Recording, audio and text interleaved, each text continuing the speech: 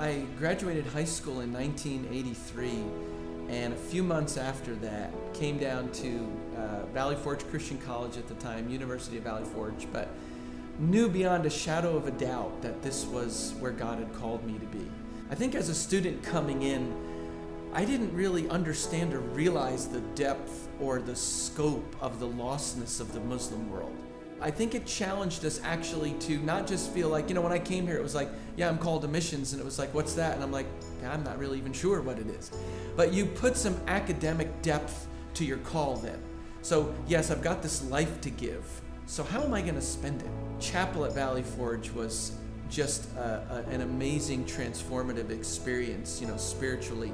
You go day in and day out, and sometimes you wonder if it's really, affecting you.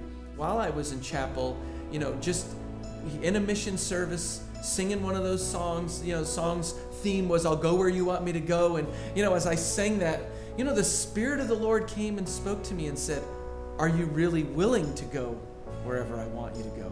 An assignment came up then shortly after that for me to be challenged. It was in Asia. Took that assignment. It was extremely difficult, but it really prepared me then for what I would spend the balance of my life and ministry doing.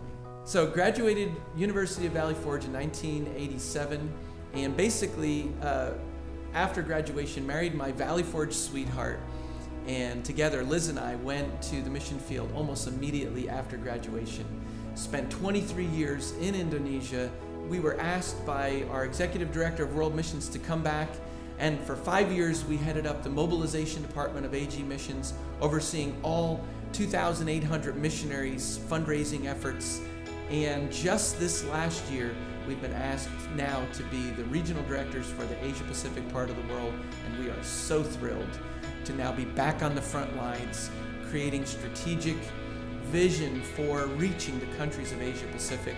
I just want you to know that we are proud to be a UVF family.